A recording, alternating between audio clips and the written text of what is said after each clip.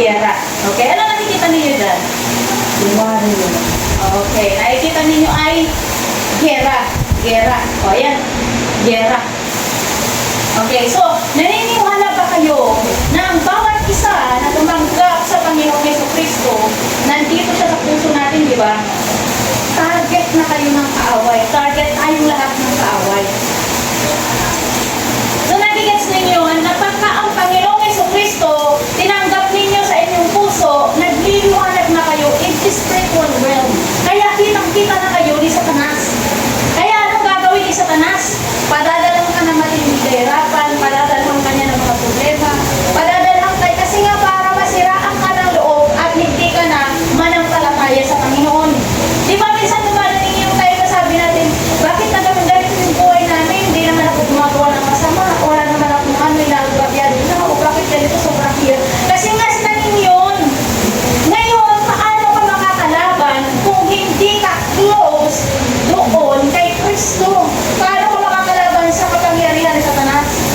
Isa Satanas, hindi natin nakikita. Okay? Hindi natin nakikita. So, kailangan natin maging close kay Jesus. Si Jesus ay ang mismong salita ng Diyos. Okay? So, sa loob natin, may giyera na. Sa loob pa lang natin yan, ha? Ang ating flesh, itong flesh na to, at ang ating espiritu ay magkalaban yan. Hindi yan magkasundo. Nagigets niyo ko? O, kayo dalawa dito talaga. Gagawin ko kayo mga artista. Okay? Gagawin ko kayong artista. Ito si Wayne, ito si Wayne. Si Wayne, siya yung spirit. Okay? Ito naman si Selby, siya yung flesh. Okay? Tapos ako naman yung soul. So sa bawat isang tao, tatlo yan. Tatlong persona yan. Nagigets niyo? Eh, diba si Daniela, mayroon siyang flesh, mayroon siyang soul, mayroon siyang spirit. So ito, si Wayne, ito yung aking spirit. Tapos ito naman si Shelby, ito yung aking flesh. Ito yung nakikita ninyo na flesh ko. Tapos ako naman yung soul. Ang nangyayari dyan, kaya may gera sa buhay natin, sa loob pa lang ng katawan natin may gera na. Ito si flesh at saka si spirit, naglalaban yan. Nagsusuntukan yan araw-araw. Bakit? Kasi ayaw ni spirit yung ginagawa ni flesh. Ang ginagawa kasi ni flesh, gusto ni flesh magbulak-bol, manood ng Facebook. Ang gusto naman ni spirit, magdasal. Nagigets niyo ko? Lahat ng gusto ni spirit ay tungkol sa Panginoon. At ang lahat naman na gusto ni flesh ay tungkol sa kalayawan. Kung pahayahay ako, hindi mo na ka-attend. Ang gusto naman ni spirit, mag-a-attend siya ng gawain. Ang gusto naman ni flesh, ayaw niya kasi may mga gagawin siya. Nagigets niyo ko? Ngayon, ito naman si soul. Si soul, lagi siya kumakampi dito kay flesh. Kasi nakabase siya doon sa nararamdaman niya. Kasi yung soul natin, yung isip natin, at saka yung emotion. Yan yung soul. Kaya kung ano ang nahimo ni flesh, yun ang paniniwalaan ni soul. Kaya si soul, yun ang parurusan sa impyerno pag hindi siya naniwala dito kay spirit. Kasi si spirit, ang kakampi niyan ay si Holy Spirit. Nagigets mo ko? Nakukuha ba ng bawat isa? Ang kakampi ni spirit ay si Holy Spirit, yung mismong Panginoon. Si Jesus. Siya ang lagi niya nakampi. At ito namang flesh na ito, ang nakampi niya parati ay yung soul natin. Ngayon ang problema, kaya sila naglalaban. Kasi ang gusto ni Spirit, maniwala tong soul na to para hindi siya maparusahan sa impyerno. Ang gusto niya maging kakampi siya. Eh, ito naman si flesh, ang gusto niya maging kakampi si soul para dalhin niya sa impyerno. Nagigets niyo ko? Ang flesh kasi may kasalanan talaga. Pero dahil nga sa matigas ng ulo ng ating isip, yung soul natin matigas, hindi naniniwala, kaya siya ang mapupunta sa impyerno. Siya ang parurusahan. Pero kung maniwala siya kay Spirit, mapupunta siya sa langit. So, nagigets niyo ko, nakakuha ba ng bawat isa? Welcome sa mga, bigyan niyo sa naupuan. Ayun, pwede na kayong umupo, be. Yan, bigyan niyo sa naupuan. So, nakasunod ba ang bawat isa na may gera na sa loob pa lang natin? Sa loob pa lang natin may gera na. Okay? Ngayon, dahil ito si flesh, ang gusto niya magpahayahay. Ang gusto niya magpabanding-banding. Ang gusto naman ito ni spirit, kung ano yung sinasabi ng Panginoon, yun ang gusto niya. Kaya sila naglalaban dahil gusto nila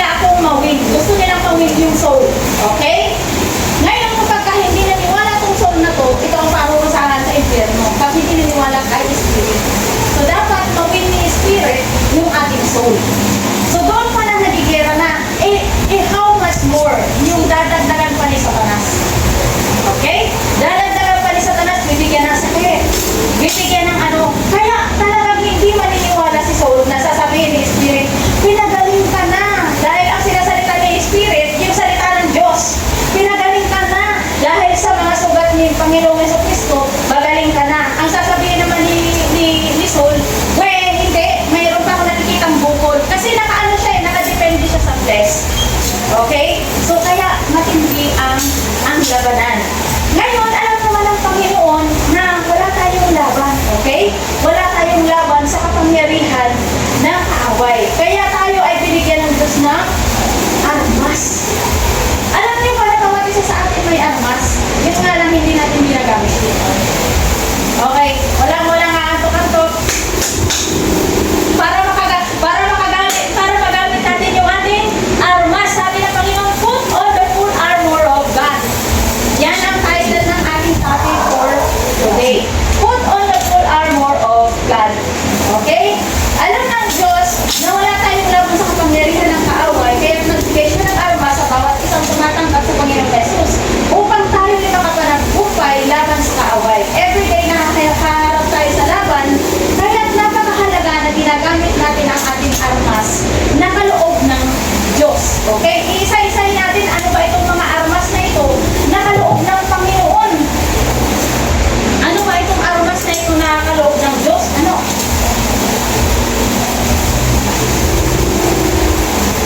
Ayan. Ito yung armas na basahin muna natin sa Bible. Yung sinabi ng sa salita ng Diyos. Sabi dito sa Efeso 6 verse 11-13, gamitin ninyo ang lahat ng kagamitan at sandatang pandigma nakaloob ng Diyos upang mapaglabanan ninyo ang mga pakana ng dyablo. Okay? Utos ng Diyos na gamitin natin yung armas. So, nakakasunod ba? Utos ng Diyos na gamitin natin yung armas sapagkat hindi tayo nakikipaglaban sa mga tao. Hindi tayo nakikipaglaban sa mga tao. Okay? Hindi yung asawa mo ang kalaban mo, hindi yung kapitbahay mo, hindi yung kaibigan mo, hindi yung manugang mo, hindi siya yun. Hindi siya ang kalaban mo. Mayroon sa likod nun na talagang nag-uudyok doon sa manugang mo, sa anak mo, sa asawa mo. Yun talaga ang totoong kalaban. Okay? Kaya sinabi ninyo, sapagkat hindi tayo nakikipaglaban sa mga tao, kundi sa mga pinuno, sa mga may kapangyarihan, at sa mga tagapamahala ng kadilipang umiiral sa sanlibutan ito. Ang mga hukom espiritual ng kasamaan sa himpapawid. So nagigits nyo yun? Pag nag-aaway-away na ang ating buong pamilya, magtaka na kayo. Niraratat na kayo ng dyablo. Okay? Mag-uumpisa na tayo na manalangin para makakaroon ng kapayapaan sa pamilya natin. Pagka niraratat ka na ng sobrang kagipitan, katapusan, mga sakit at karamdaman, niraratat kayo ng demonyo. Okay? Sa spiritual realm muna yan nangyayari bago sa flesh. So, ibig sabihin, kaya nangyari sa spiritual realm at nangyari sa flesh, ibig sabihin, nagpapabaya tayo sa pananalangin. Nagigets nyo? Kaya yun nangyari, sabi niya dito, kaya isuot ninyo ang suotang pandigma na mula sa Diyos, sa gayon makakalaban kayo kapag dumating ang masamang araw na sumalakay ang kaaway upang pagkatapos ng labanan ay matatag pa rin kayong nakatayo. So malinaw ang salita ng Diyos na meron tayong kalaban. Okay? Meron tayong kalaban na hindi natin nakikita. Ngayon, kaya nga sinasabi sa Bible, pray without ceasing. Ibig sabihin nun, sa lahat ng oras at panahon mananalangin ka dahil yun ay isa sa armas mo. Yun ang pinakang sandata, yun ang pinakang key, susi para ikaw ay makalaban sa dyablo, sa gawa ng kaaway. Ngayon, kung bakit nangyayari sa buhay natin yung mga bagay-bagay na ito, minsan ay dahil din sa napabayaan natin ang ating pananalangin. Okay? Hindi natin napalayan, nakapasok na pala ang dyablo sa ating bahay at sa ating buhay. Kasi hindi tayo nagpa-cover by the blood of Jesus. Okay? Blood of Jesus. Dapat lagi tayong nagpa-cover. Kaya nga umaga, gabi, tanghali, lagi niyo yan sasabihin kung may pupuntahan kayo, may business kayo. Lord, i-cover mo yung business ko by the blood of Jesus. Surrounded by your divine protection. Kasi kapag hindi tayo nagdasal at binigyan ng karapatan at otoridad ang Panginoon na kumilos sa buhay natin, hindi kikilos ang Diyos. Bakit? Kasi binigay sa atin ng Panginoon ang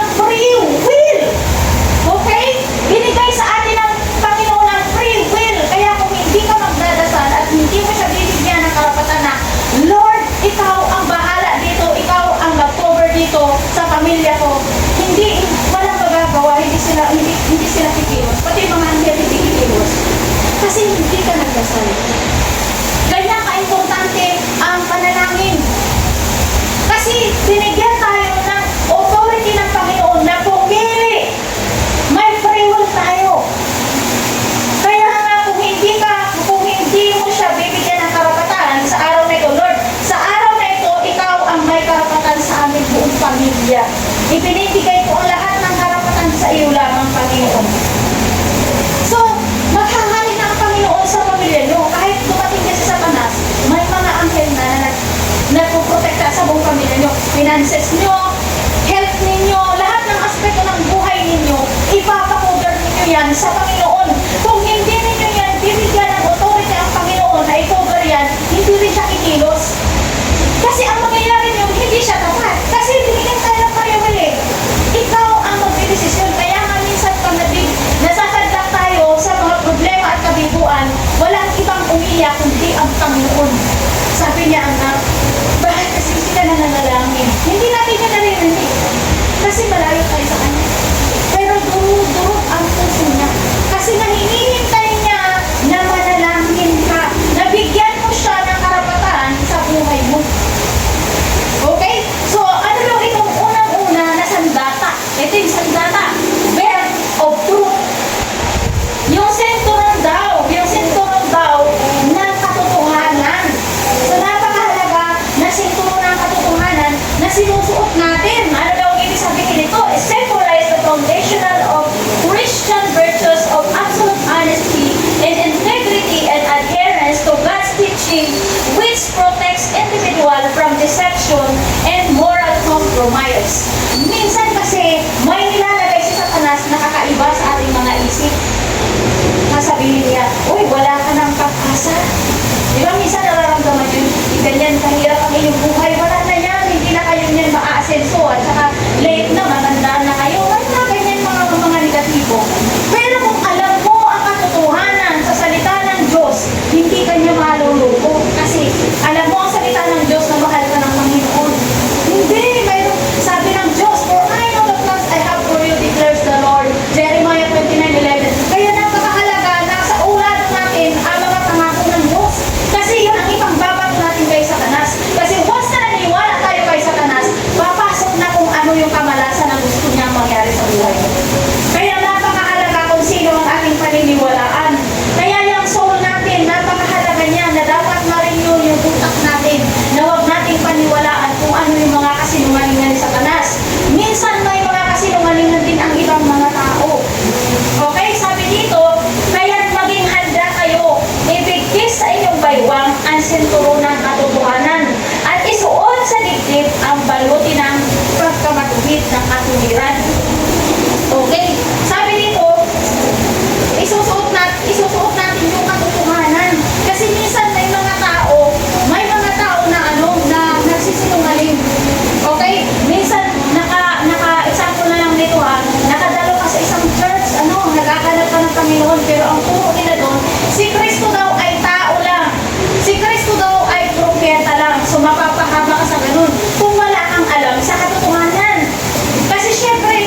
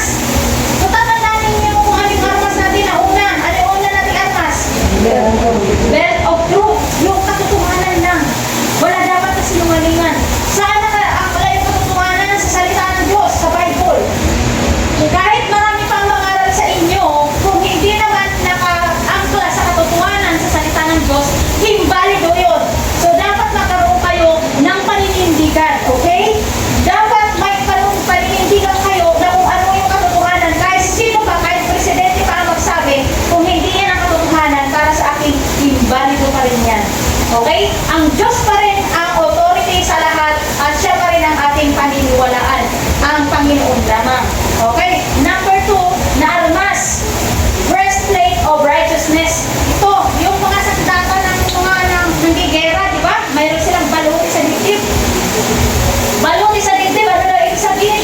This is spiritual armor, protects a believer's heart and mind and soul from temptation, guilt, and spiritual attacks. The moment someone accepts Christ, His perfect righteousness is imputed to them.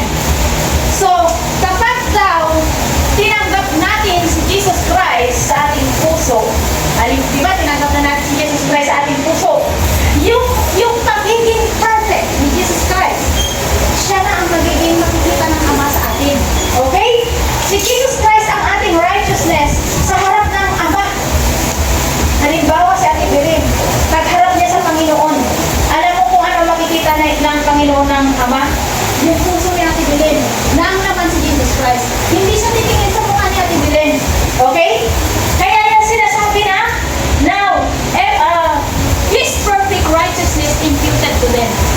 Ibig sabihin, matuwid na tayo sa paningin ng Ama. Dahil kay Jesucristo, na iniingatan natin sa ating puso. So ngayon, sasabihin na naman ni Satanas sa'yo, hindi nga, maliligtas na nga ba talaga? Di ba may kumali sa ating isip, ligtas na ba talaga ako? Sa langit na ba talaga ako pupunta?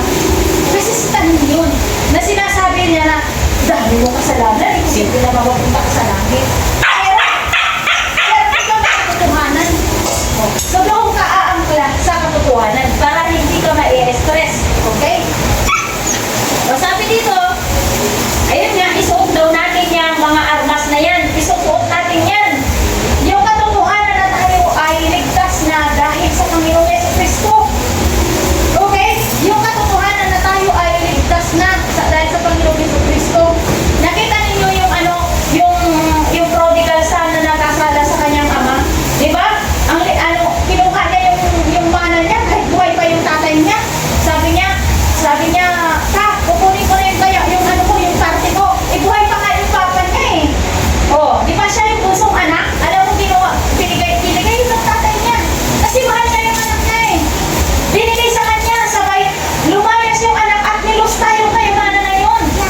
Nilustay niya yung lahat. Pagkatapos nung nalustay niya yung lahat, naghirap siya, naubos yung kayamanan niya. Ang nangyari sa kanya, nagtrabaho siya sa isang babuyan. Kasi wala na siyang mapupuntahan, di pagkain mo lang nagbibigay sa kanya. Kaya nga sabi niya, gusto ko sanang kainin na rin yung pagkain ng baboy.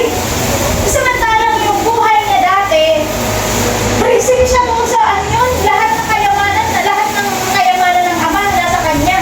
Pero dahil sa ginawa niya, na naging sakin siya, kinuha niya yun, ganun ang nangyari sa kanya. Oh, di wala na siyang pag-asa, amoy baboy na siya, ilang na siya na hindi kumakain. Kaya naisip niya, sabi niya, mabuti pa yung katulong ng papa ko. Mabuti pa yung katulong ng papa ko, kumakain ng masarap. Pero ako dito na anak, halos kumain na ako ng pagkain ng baboy. Bakit? Kasi may ginawa kang kasalanan, kaya gano'n na nangyari. So anong ginawa niya? Bumalik siya dun sa tatay niya. Anong ginawa ng tatay? Sinumbatan ba? Hindi. Hindi siya sinumbatan ng tatay niya. Niyaka pa siya. Kaya nga, come as you are. Di ba sabi, ay hindi mo na ako magsisimba kasi makasalanan ako. Ito nga ang hinahanap ng Panginoon. Di ba minsan hindi ako magsisimba kasi baka ako'y masunog yan. Di ba may mga reason kang ganun? Ito nga ang hinahanap ng Panginoon. Hindi mo kaya linisin ang sarili mo kung hindi ka lalapit sa Diyos. Yun. Kaya minsan sasabihin ni Satanas sa atin, hindi ka na makapatawad ng Diyos dahil sa dami ng kasalanan. Sabihin mo pa, Lord,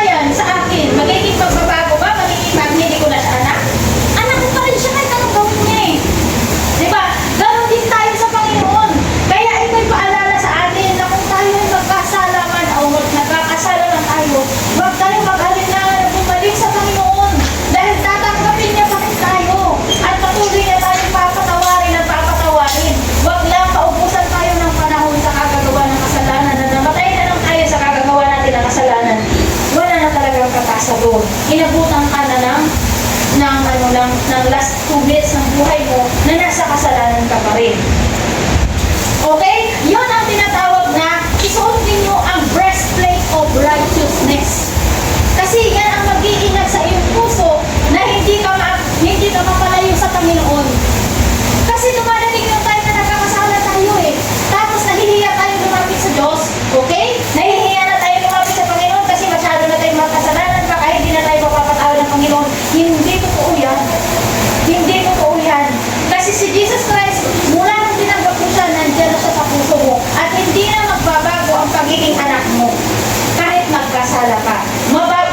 Kumbaga, maaapektuhan lang yung relationship ninyo. Kung nagkakasala ka sa Diyos, para magtatampo ang Panginoon sa'yo. Pero bumalik ka, magkakaayos rin kayo. Diba, bilang isang magulang, kapag hindi natawad sa'yo yung anak mo, ano ba, hindi mo pa papatawarin? O diba?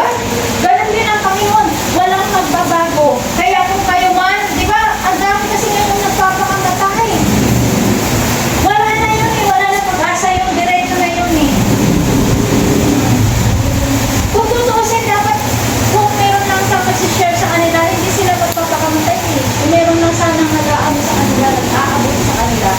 Kaya napakahalaga na alam natin kung ano ang salita ng Diyos. Kasi para hindi tayo mapahamak. Kasi minsan dadating sa time na nakagawa tayo na napakalaking kasalanan. Tapos natakot na tayo, tinitin na natin yung buhay. Ang habang panahon na yun, buti ko 100 years, nandun ka lang sa impyerno. Tapos after 100 years, lalaya ka. Ay hindi eh. Billion years, nandun ka pa rin. Inuuod, araw-araw sinusunog. Diba? Sa impyerno, ang uudong buhay. Okay? Hindi ako nananakot, pero yung kasi ang nasa Bible. Doon sa impyerno, ang uudong ay buhay, labas-masok sa iyong mga mata, sa iyong mga tenga. Walang kumpay na labas-pasok yan.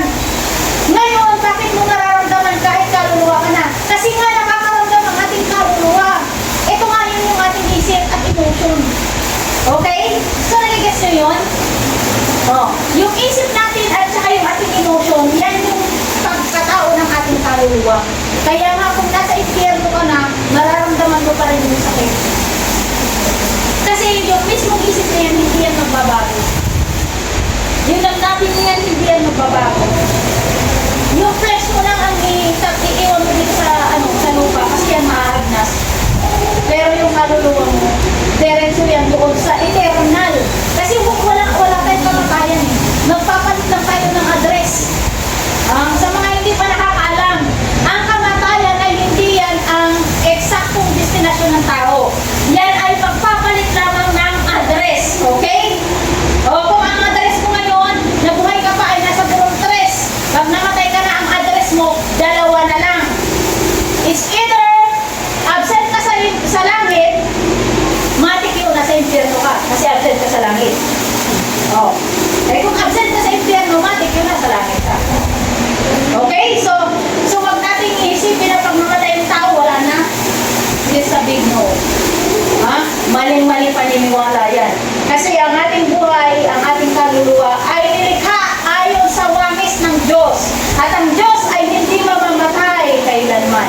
At tayo lang na nilikha niya ay nagmana rin sa Kanya na hindi mamamatay kailanman. Mapapaksyon kailanman. Flesh lang ang mamamatay. Okay? Okay. So, I hope na nauunawaan at nakakasunod. Ano yung pangalawa? Na armas? Oh, sa linggo pag nagtanong ako ni Isa, wala siya.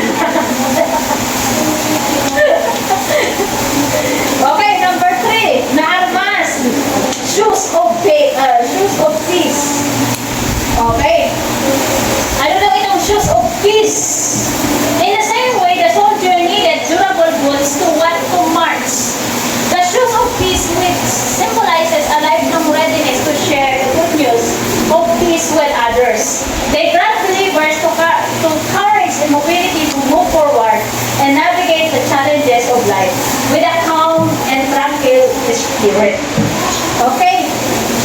Sa buhay natin bilang Kristiyano, kailangan natin ng shoes of peace. Di ba tumatakbo tayo sa buhay na ito? Sino ang hindi tumatakbo sa karera? Habang nabubuhay ka, kumakarera ka. Yes?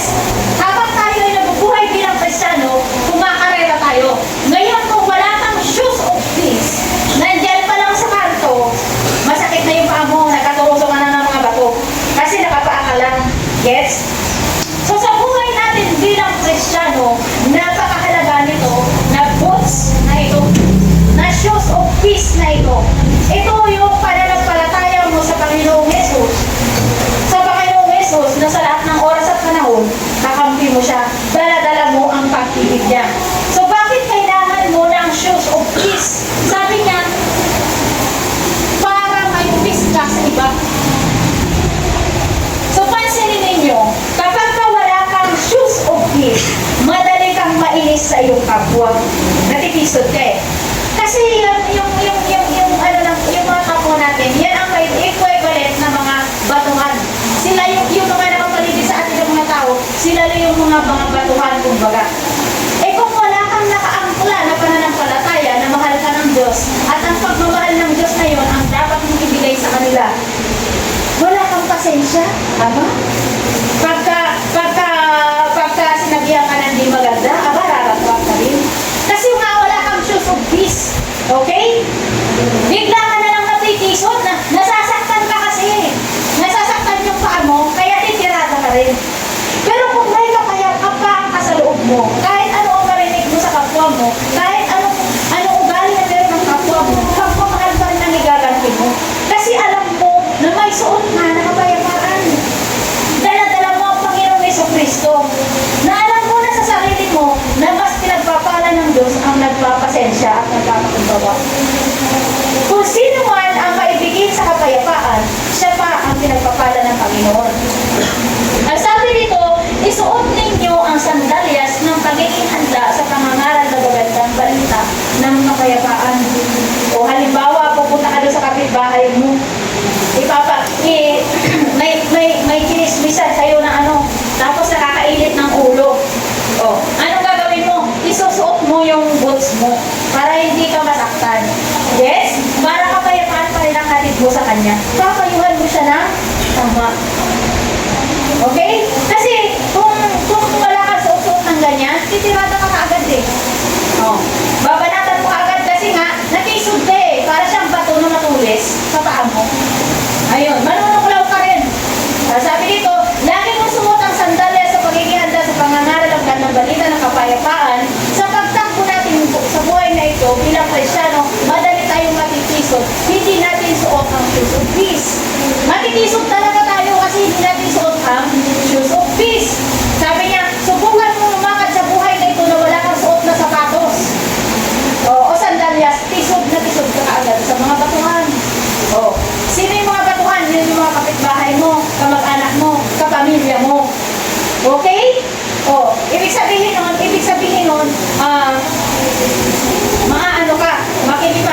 makikipag-debate ka rin. O, ayan. Sabi dito sa Santiago 3:18, ang taong maibigin sa kapayapaan at nagpapalaganap nito ay nagdudulot ng maayos na relasyon sa iba.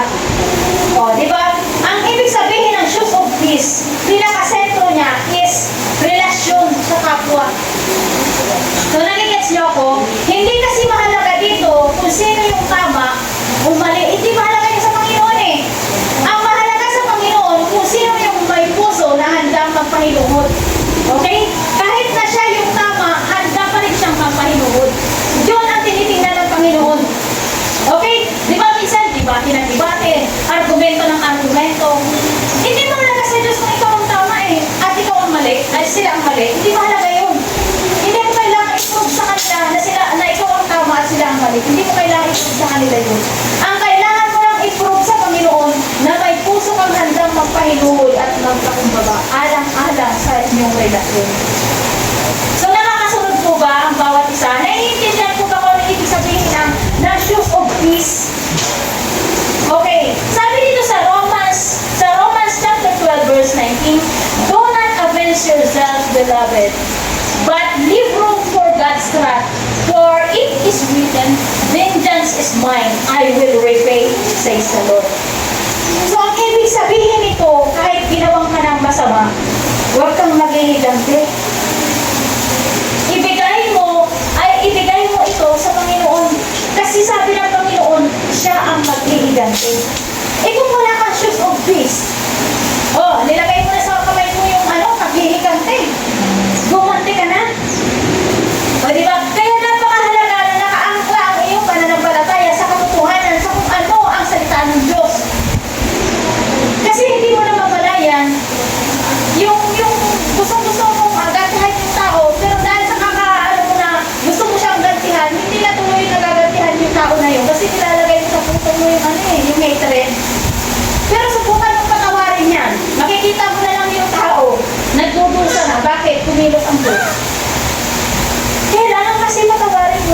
Ang hirap talaga, ang hirap pagpatawad, pero kailangan mo.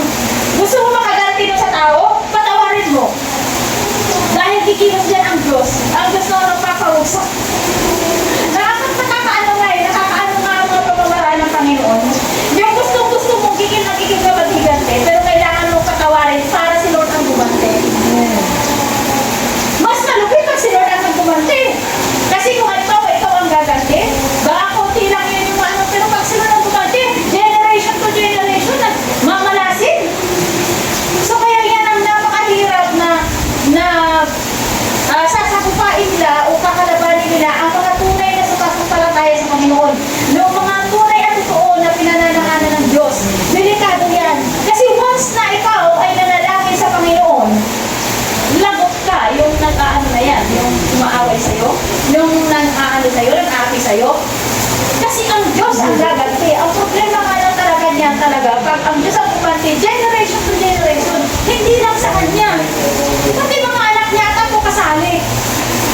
Kaya nga, di ba, kaya nga, sabi ng Panginoon, huwag kang magiganti, at ako ang gaganti. So, ang gagawin mo dito ay genuine na pagpapatawad. Doon ka naman talaga i-challenge. Kasi, minsan, ang hirap-hirap patawarin ng tao sa natawa ng ginawa niya. So, challenge sa iyo yun.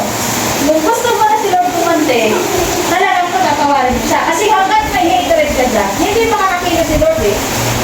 Oh, hindi makakakilo si Lord kasi hindi mo binibigay sa kanya yung authority.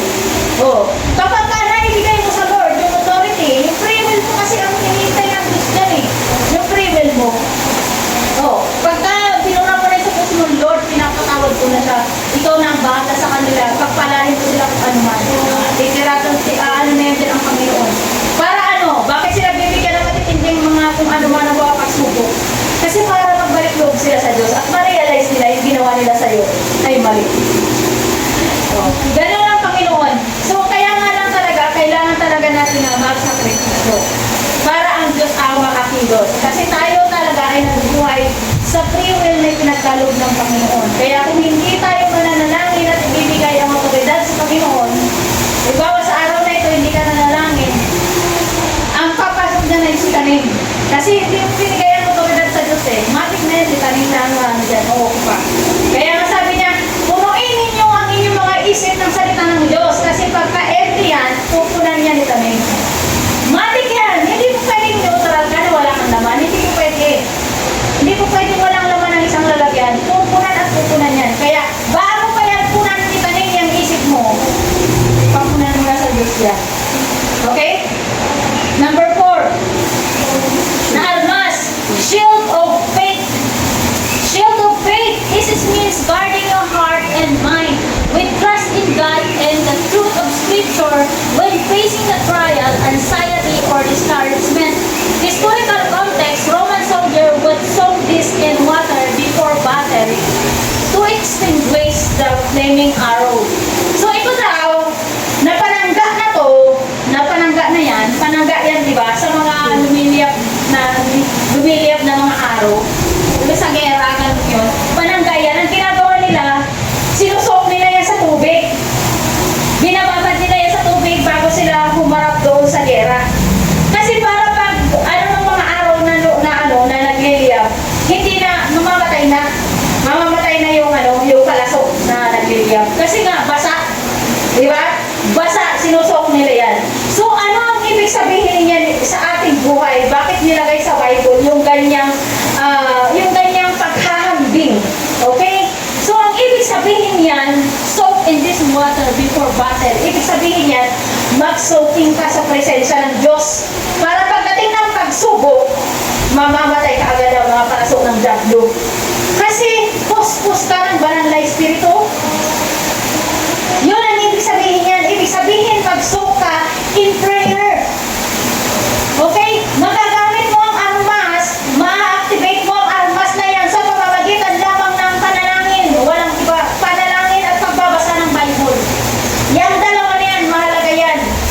Tapos, pagka gusto mo talaga na maging powerful ka, sasabayan mo pa ng fasting.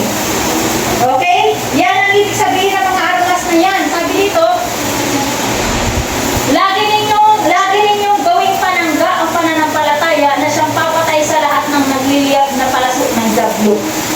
Di ba minsan, nung unang panahon, natatakot pa tayo pag may white lady. Samantala ngayon, na naiintindihan ko na, sabihin ko lang in Jesus name, wala silang karapatan eh. Mabilis pa yun sa alas 4, tumatakbo na yung palayo. Yung mga demonyo. Pero once na pumasok na yan sa tao, yung diablo na yan, mahirap na yung palayasin. Ayun. Kaya napakahalaga ng ating pananampalataya sa Panginoong Jesus. Okay? Kasi sa isang salita lang natin, in Jesus name lang, aalis na yung mga kahalba, nagdadalas ka ng mga problema, mga kaguluhan, mga takot at pangamba. In Jesus name, in Jesus name, in Jesus name. Huwag niyong kalilimutan yung word na yan. Napaka-powerful niyan. Napaka-powerful ng word na yan.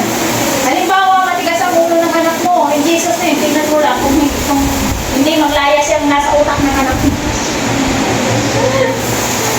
Dapat puspos tayo ng banal na espiritu. Isusok natin yung ating sarili sa banal na espiritu, okay? Minsan, may mga taktika sa Satanas. Dapat alam natin yung mga taktika ni Satanas na mga pang-atake niya. Number 1 na dyan, minsan mga simpleng bagay lang. Ito na naman, hindi na tayo lalayo sa pag-attend. Sa pag-attend ng mga prayer meeting, sa pag-attend ng mga gawain. Diyan pa lang yan, lumalaban na kayo sa gera. Kaya nga, minsan ako nag-i-intercede, Lord, kapag-tagumpayin mo yung mga anak mo sa pangalan ni Jesus. Alam ko na may gera eh. Sinanay ko, paalis na dapat yan eh. Alam ko, I know, kasi talagang gagawa at gagawa. Bakit niya pinipigilan ni Satanas na huwag kang umattend? Ano ang mayroon na mabibless ka? Kasi si Satanas, hindi siya magsasayang ng oras dyan sa bagay na yan para i-distract ka kung wala namang halaga yan. Kaya kanya pinipigilan, halimbawa doon sa prayer meeting, ano ang mayroon sa prayer request mo? Bakit ayaw kanya mo natin? Ibig sabihin, meron doon sa prayer request mo na magagambala ang impyerno. Okay? Kasi ibig sabihin nun, yung prayer request mo is powerful. Kaya niya yung pinipigilan. Hindi ka pipigilan ng diablo kung wala kang function, kung wala kang threat sa kanila. Ibig sabihin, kaya kanya pinipigilan kasi you carry the power.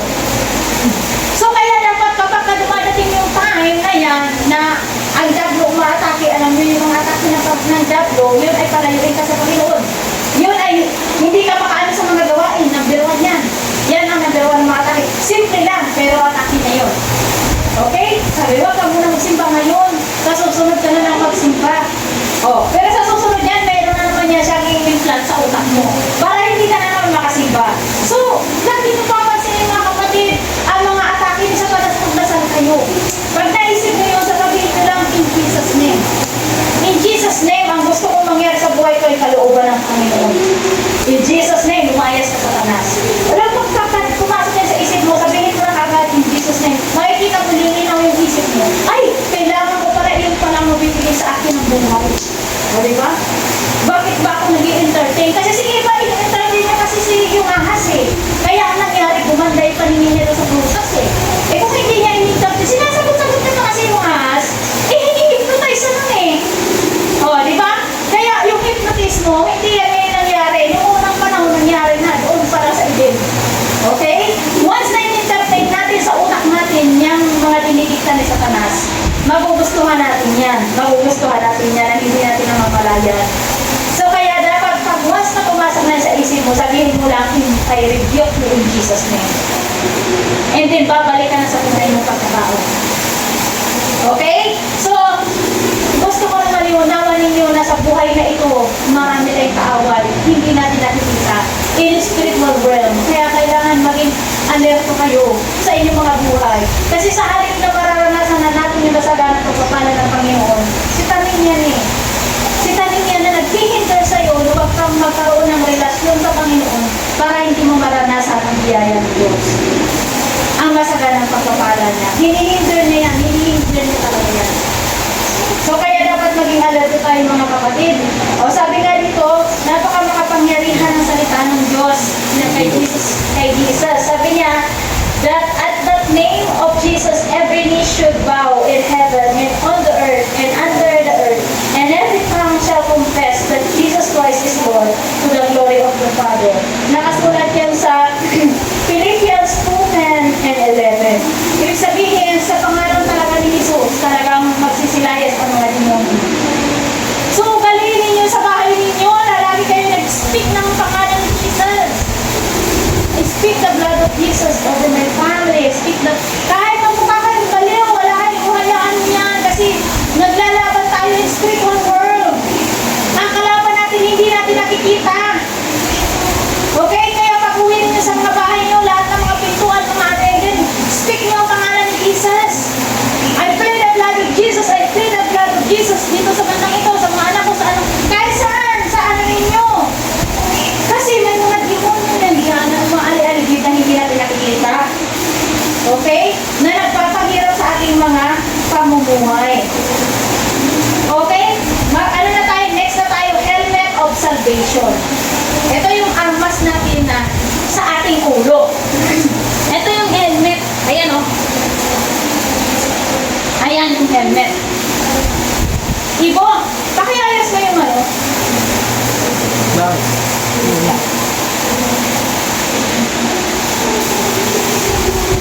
Ayan. Helmet of salvation. Referring to the confident assurance of a believer, eternal salvation through Jesus Christ. Representing the mental and spiritual protection that comes from knowing you are rescued and loved by God. It guards believers' mind against doubt, fear, and discouragement during life's struggle. Diba minsan may time na sobrang hirap na tayo sa ating buhay, tapos minsan sasabihin ni Taning yun nga, hindi ka na mahal ng Diyos. Hindi ka na mahal ng Diyos. Grabe na yung pahirap na pinapadala niya sa'yo. Diba minsan naiisip niyo yun? Kasi si Taning yun naglalagay yun sa utak natin. Pero hindi yung totoo. Kaya nga isusuot mo yung helmet of salvation. Yung katotohanan na sinalba ka ng Panginoon dahil mahal na mahal ka niya, tiniis niya ang lahat dahil mahal na mahal ka niya. Yung pagmamahal na yun, pagtiwalaan mo yun. Kahit anong mangyari, pagtitiwalaan mo yun. Kaya nga sabi dito sa John 3:16, ay dito, sabi dito, isuot muna ninyo ang helmet ng kaligtasan at gamitin ang tabak ng Espiritu na walang iba kundi ang mga salita ng Diyos. Yan. Ano ba yung salita ng Diyos? Sabi dito, for God so loved the world that He gave His one and only Son, that whoever believes in Him shall not perish but have eternal life. Okay? Yan ang katotohanan. Yan ang katotohanan. Mahal tayo ng Panginoon. Kaya kahit ano pa man ang sabihin ng kaaway na yan, panindigan mo, sabihin mo kay Tanay, mahal ako ng Diyos. Mahal ako ng Diyos. Oh, ibig sabihin tagalangit ka, kaya kanya inaatake. Kasi kung hindi ka tagalangit, hindi kanya aatakihin. Okay? Maraming mga atake si Satanas. Hindi na natin kailangan isa-isahin pa. Nagpirma na dyan ang atake niya sa finances. Yan. Hindi ang kalooban ng Diyos eh. Kulang lang talaga tayo sa pagdidikdik sa panalangin. Okay? Kulang lang talaga tayo sa pagsunod sa kalooban ng Panginoon para makadaloy. Tulad nga ng paragi kong sinasabi, ang Panginoon, ang pagpapala ng Panginoon ay na-deposit na sa inyong mga bank account. Parang bank account yan eh. Ngayon, paano mo ma-withdraw ang nandun sa bank account kung wala kang wala kang passbook o kaya ATM? Ang pinakang ATM natin or passbook natin is yung ating obedience. Pagsunod sa kalooban ng Diyos. Okay? Pagsunod sa kalooban ng Diyos, nagkaroon na dito na hindi natin nasusunod. Yung time natin sa Kanya. Hindi tayo nananalangin. Hindi tayo nagbabasa ng Bible. Paano natin mabubuksan yung mga inilaan niya para sa atin? Okay? It requires ng pagsunod sa Panginoon.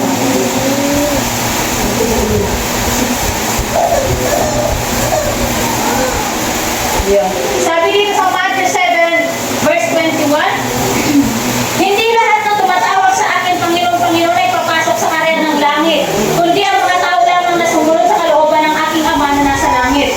Okay? Diba minsan, sasabihin natin na nanampalataya naman tayo sa Panginoon, pero hindi naman tayo gumagawa ng kalooban ng Panginoon.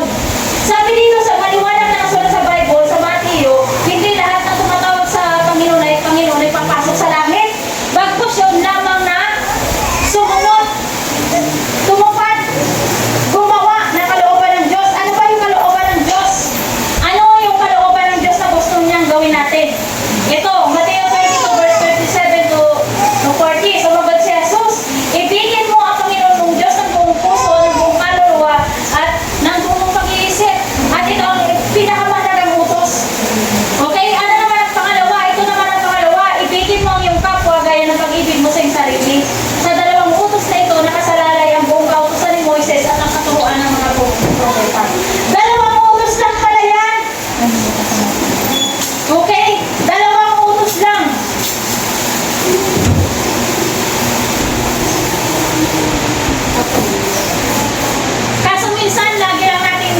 sinasabi na mahal natin ang Panginoon.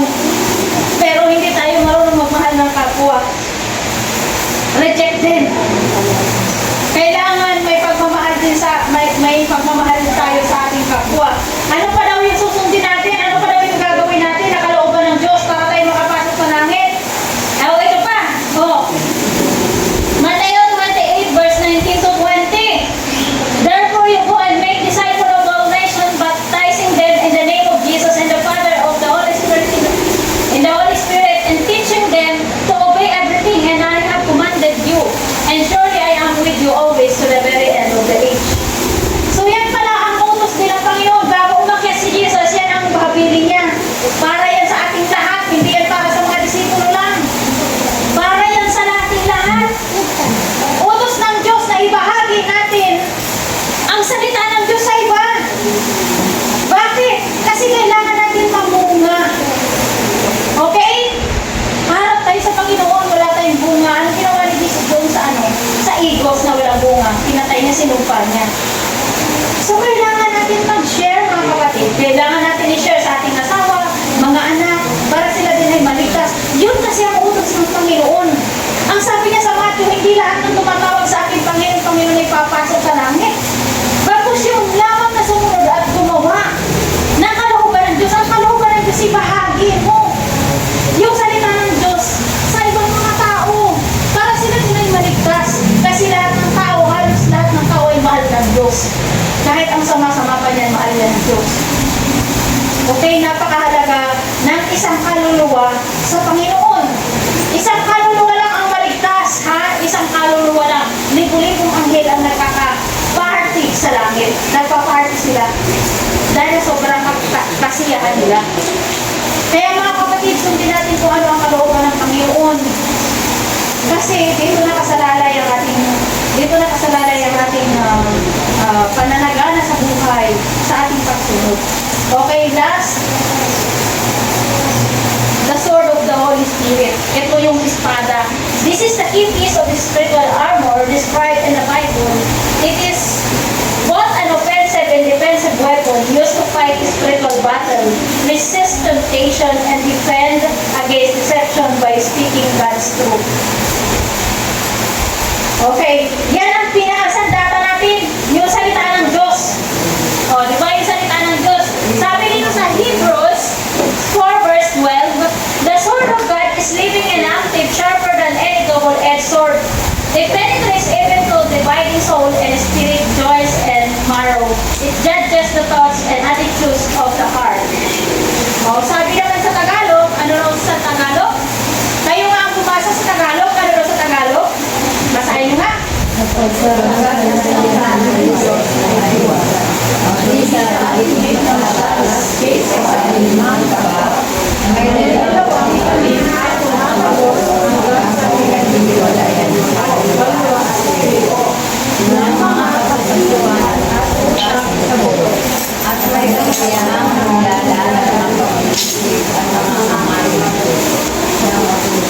Okay, naunawaan ninyo kung gaano ka makapangyarihan ng salita ng Diyos.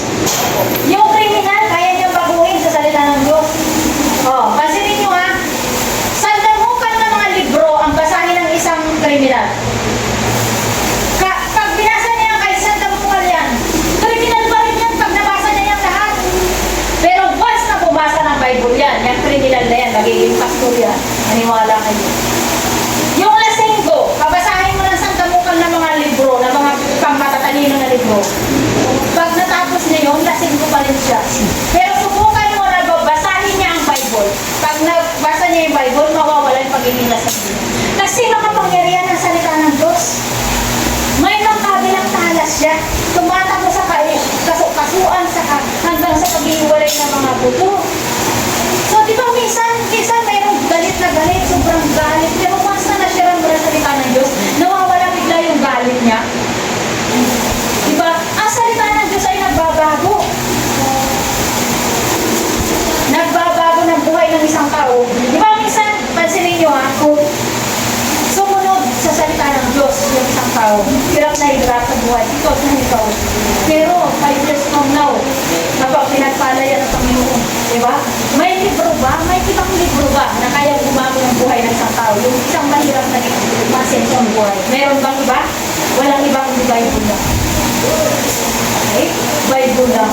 Bible, ang salita ng Diyos ay makapangyarihan. Kaya yan na nakasulat makapangyarihan. Tumatagos sa kailaliman at kasapasuan ng ating mga buto. Kaya napakahalaga na alam natin ang salita ng Diyos. Kasi sabi nga ng Panginoong Jesucristo, nung tinutukso siya ni Satanas, sabi ng Panginoong Jesucristo, di ba sabi ni Satanas, gawin mo ang tinapay itong bato. Di ba makapangyarihan ka naman, gawin mo tinapay itong bato. Di ba nagpapasting siya noon? Sabi ni Jesus Christ, nasusulat, sabi niya, nasusulat, ayon sa Matthew 4:4, nasusulat, ang tao hindi lamang nabubuhay sa tinapay, kapag sa bawat salita na lumutawi sa bibig ng Diyos. Okay, nung sinabi ba ni Jesus yung mga salita ng Diyos, umuwi ba siya sa bahay niya para kunin yung Bible? Hindi, di ba? Kinuha ba niya yung cellphone niya para basahin sa kanya yung salita ng Diyos? Hindi, di ba? Kaya napakahalaga na dapat binabasa natin at sinasaulo natin ang salita ng Diyos. Kasi anytime na kailanganin natin ang salita ng Diyos, magagamit natin, isulat natin sa ating puso. Kasi si Jesus Christ, gano'n ang ginawa niya, nakasulat sa puso niya. Sa lahat ng sitwasyon, kapag may kinakaharap ng pagsubok, babasahin niya yung salita ng Diyos, yung Word of God. Di ba walang ibang isinasagot si Jesus Christ kay Satanas? It is written. Nasusulat. Okay? Bible verse ang sinasagot ni Jesus Christ kay Satanas. Kaya tayo sa mga pagsubok na kinakaharap natin sa ating buhay, Bible verse ang dapat natin isasagot. Halimbawa, dumadanas ka ng matinding kahirapan sa buhay, kagipitan. O ano yung Bible verse na pwede mong ipang-atake kay Satanas para mawala yung paghihirap niya? O, Philippians 4:19, for my God shall supply all my needs according to His riches and glory in Christ Jesus. Kaya Satanas, lumayas ka dyan. Kasi naniniwala ako na nananampalataya that my God shall supply all my needs according to His riches and glory in Christ Jesus. O ano tayo, mga pangako ng Diyos? Jeremiah 29:11, for I know the plans I have for you, declares the Lord, plans to prosper you and not to harm you, plans to give you hope in the future. Okay? So, may alam ka na Bible verse na pag-atake sa Kanya. So, ganyan mahalaga ang salita ng Diyos, kaya dapat natin na basahin. Okay? Basahin natin ang salita ng Diyos at i-activate natin ang ating mga armas araw-araw. So, nag-guess ninyo, nakuha ba ninyo yung ating mga armas? Kung ano yung ating mga armas? So, dapat natin yan i-activate sa pamamagitan ng ano? Pananalangin. Okay? Pananalangin. Walang pati na pananalangin. Okay, ano yung ating applications? Put the full armor of at all times. Whether you are in bed, you must still armor. Kahit ka natutulog, kasi pwede kang atakihin sa Satanas na bangungutin ka at hindi ka lang magising. So, nag-guess ninyo yun? Kailangan kayo ay armored kahit kayo ay natutulog. Minsan kasi, matutulog na lang tayo, wala nang panapanalangin. Hilik na lang agad. Yung iba hindi na nagigising dahil initakin ni Satanas sa kanaginip. Oh. Ano sabi dito? Daily devotion is a must. Meditate the word day and night. Ano daw ang sabi sa Joshua 1:8 kapag meditate mo ang word ni Lord? Ang sabi sa Joshua 1:8, meditate the word day and night. Para ano? So that you may be careful to do everything written in it. So that you may be prosperous and successful. Okay? So, doon ka pala aasenso kapag meditate mo day and night ang Bible verse. Bakit? Bakit aasenso? Kasi mapipigilan mo yung pag-atake ni Satanas. So, aasenso ka sa lahat ng aspeto ng buhay. Baka inisip natin pera lang. No. Lahat ng aspeto ng buhay. Ang pagpapala ng Diyos, kompleto yan. Physically, spiritually, mentally, emotionally, financially, kompleto yan. Hindi yan kagaya ng pagpapala ng mundo na nanalo ka lang sa loto, maya-maya, hinold up ka na, wala na yung pagpapala sa'yo. Kasi galing yan sa mundo walang proteksyon. Iba yung pagpapala ng Diyos. Kung pauunarin ka ng Diyos, kung proteksyonan ka niya. Kung kubiran niya yung tumong pamilya para hindi kayo mahulog up. So,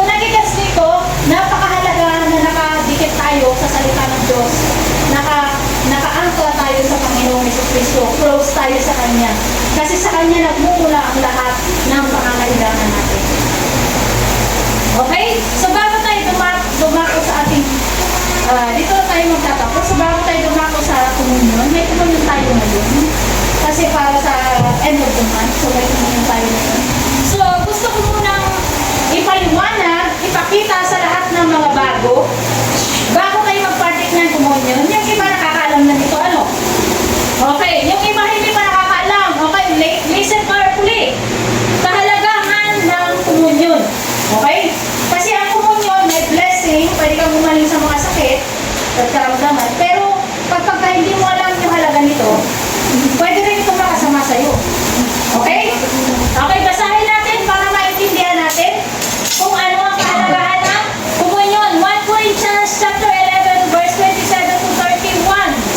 Ang sabi rito, ang sino man kumakain ng tinapay at umiinom sa kopa ng Panginoon sa paraang hindi nararapat ay nagkakasala sa katawan at dugo ng Panginoon. Bakit kami hindi nararapat? Kasi baka hindi ka nagpatawad. Okay? Dapat ayos yung puso mo. Kailangan patawarin mo ang mga nagkasala sa iyo at humingi ka rin ng tawad sa Panginoon bago ka mag-partake ng komunyon. Okay? Kaya dapat siyasatin ng tao ang kanyang sarili bago siya kumain ng tinapay at uminom sa kopa. Sapagkat ang sino mang kumakain at umiinom ng hindi kinikilala ang kahalagahan ng katawan ng Panginoong Jesus ng Panginoon ay kumakain at umiinom ng hatulan laban sa kanyang sarili. So nakakagets ba ang bawat isa? Sabi rito, iyan ang dahilan kung bakit mahihina at masasakitin ang marami sa inyo at may ilan lang namatay na. Nagigets ninyo? Kung sisiyasatin natin ang ating sarili, hindi tayo ahatulan ng Panginoon. Minsan pa naisip ninyo na ang inyong mga sakit at karamdaman ay dahil sa kakakomunyon nyo na hindi ninyo alam. Oh. Yung ilan nga namatay na. Bakit? Kasi partake ng komunyon nang hindi inuunawa ko ang ibig sabihin ng komunyon. Ito ay ang katawan ni Kristo. Ibig sabihin yung linisin mo yung puso mo. May mga galit ka, may mga inanakit ka, i-release mo lahat yun. Ipatawad mo lahat yun. Magpatawad ka at humingi ka rin ng tawad sa Diyos. Kasi kung hindi ka magpapatawad, hindi ka rin papapatawarin ng Panginoon. So kailangan natin magpatawad. So bago yan, bibigyan ko ng pagkakataon ng bawat isa na manalangin sa Panginoon.